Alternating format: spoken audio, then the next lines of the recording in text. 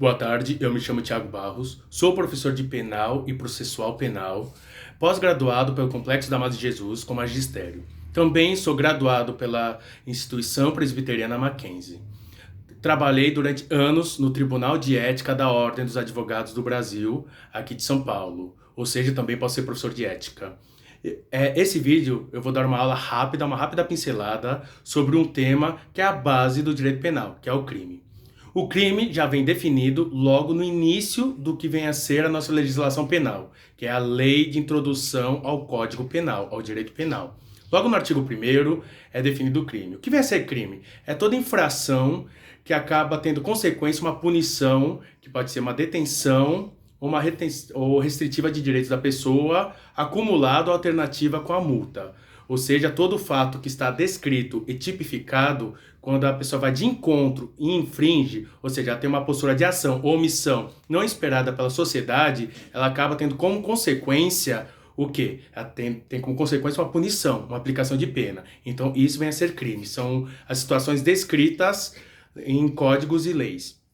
O crime também possui duas teorias falando de como ele é formado, quais são os elementos que o constituem. Tem a teoria tripartida e a bipartida. Vamos começar pela tripartida, que me parece a menos correta, não que esteja equivocada, mas me parece que ela desenvolve de uma forma menos completa e menos abrangente o tema. Ela acaba simplificando muito o tema.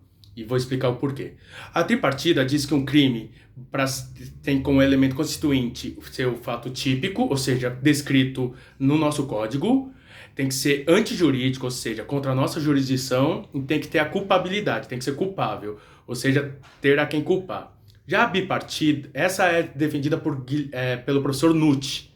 Já a bipartida é defendida por grandes doutrinadores, como o professor Damásio de Jesus, como o professor Mirabete, e me parece mais correta, pois ele prevê que o crime tem como elemento constituinte o fato típico, que é incomum nos dois casos, ou seja, tem que ter uma previsão legal escrita em um código, e também ilícita. Ilícita é diferente de antijurídico, ou seja, essa diferença tem que ser explorada em outra aula, mas ilícita é que é ilegal.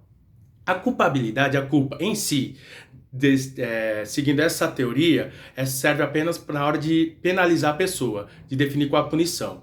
Para mim, me parece mais correta, porque quando existe um crime, o crime depende apenas de ser fato típico e ilícito. A culpa em si só vai servir para a gente saber quem fez e como deve punir.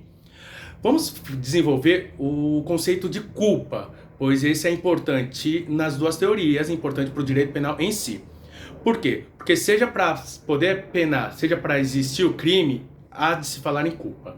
A culpa, lato sensu, ela abrange o dolo e a culpa stricto sensu.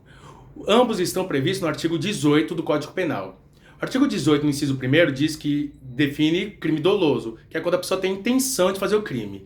O artigo 2º é o culposo, que fala que a pessoa acaba por cometer um crime através de negligência, ou seja, por omissão, a pessoa não faz algo, imprudência, quando a pessoa faz, mas não toma os devidos cuidados, e imperícia, quando a pessoa não sabe fazer e mesmo assim tenta fazer e acaba cometendo um crime. Nesses dois extremos, do dolo direto e da culpa inconsciente, existem ainda dois conceitos que devem ser explorados, que é da culpa consciente, que é quando a pessoa, que é o deu ruim. O que seria isso? A pessoa prevê que pode acontecer o problema, mas acha que pode evitar. Como o pai que não coloca a rede na janela e o filho acaba caindo. Ele acha que poderia evitar que o filho caísse da janela, mas aí o filho acaba caindo. Ele fala, deu ruim.